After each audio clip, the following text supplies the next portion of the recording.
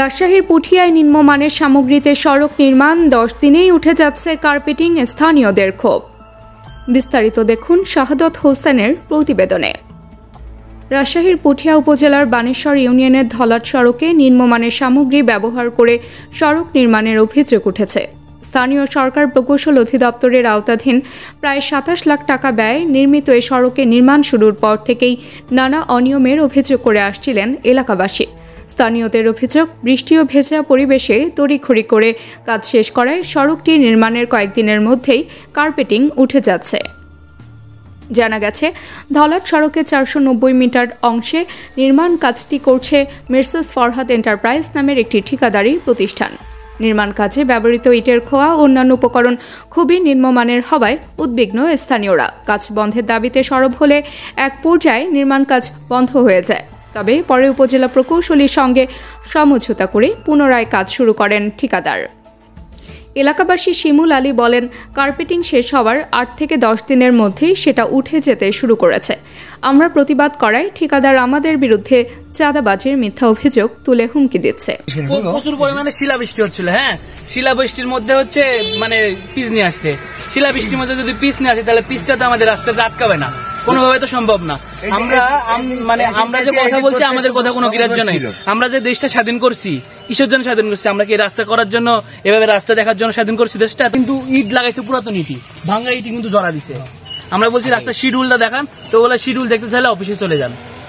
সরকারি কর্মকর্তা আসে আর যায়, জাস্ট এতটুকুই। স্থানীয় প্রবীণ আমজাদ আলী ও জালাল উদ্দিন জানান, আমরা চাইছিলাম রাস্তার কাজ ভালো হোক। ঠিকাদারকে বারবার বলেছি ভালোভাবে কাজ করতে, কিন্তু তারা আমাদের কথা শোনেনি। রাস্তার যখন আসে তখন আমরা বলেছি যে আমরা এই রাস্তার কোনো মাস্তান কোনো কিছু টাকা আমারে বলবেন, আমরা চাই রাস্তা। এরপরেও ভোলার পরেও পিচ দেয়নি। পিচ দিলে কি রাস্তা এরকম পাথর আটকে দেবে? পিচ না দিয়ে লিয়ে ঢালাই দিতে চলে গেছে। আর ঢালাই দিয়ে যাওয়ার সময় বলে গেছে যে এই রাস্তা তার কোনোদিন আসবো না। আরেক স্থানীয় বাসিন্দা এনামুল হক জানান, নিম্নমানের ইটের খোয়া ব্যবহার করে কাজ চালানো হয়েছে। আমরা একাধিকবার উপজেলা প্রকৌশলীকে লিখিতভাবে জানিয়েছি, কিন্তু তারা কোনো ব্যবস্থা নেননি। রুবেল নামের একজন অভিযোগ করে বলেন, খোয়া এতটাই নিম্নমানের ছিল যে রোলার দেওয়ার পর তা আর দেখা যায় না, অনেকটা পোড়া মাটির মতো দেখাচ্ছে। ঠিকাদার সামান্য কিছু কাজ করে পুরো বরাদ্দ আত্মসাৎ করেছে। এই ঠিকাদার এই রাস্তা যতগুলো টাকা পয়সা আছে সব চুরি করে খেয়েছে। সামান্য কিছু পিচ ঢালাই, সামান্য কিছু দিয়েছে। ফজলুর রাজ নামের অপর একজন বলেন, প্রকৌশলীর সঙ্গে ঠিকাদারের ঘুষের সম্পর্ক না থাকলে এমন দুর্নীতি সম্ভব নয়। এখন হাত দিয়ে ঘষলেই কার্পেটিং উঠে যাচ্ছে। এই বিষয়ে ঠিকাদারি প্রতিষ্ঠানটির কর্ণধার আব্দুল মালিক বলেন, বৃষ্টির মধ্যে কাজ করায় কিছুটা ত্রুটি হয়েছে। আবহাওয়া অনুকূলে আসলে কয়েকদিনের মধ্যে আমরা সড়কটি মেরামত করে দেব। উপজেলা উপসহকারী প্রকৌশলী শফিকুল ইসলাম বলেন, রাস্তা ঠিকই আছে, আমি ওখানে গিয়েছিলাম, আমি শুরু থেকেই ছিলাম। যা বুঝলাম ওখানে চাঁদাবাজির একটা ভেজাল আছে। ওদেরকে চাঁদা দেয়নি, আমি ওই ছেলেগুলোই পেয়েছিলাম যারা রাস্তা তুলে ফেলেছে। উপজেলা প্রকৌশলী পারভেজ নিওয়াজ বলেন, সড়কের কিছু অংশে নিম্নমানের কাজ হয়েছে, বিষয়টি আমি জেনেছি।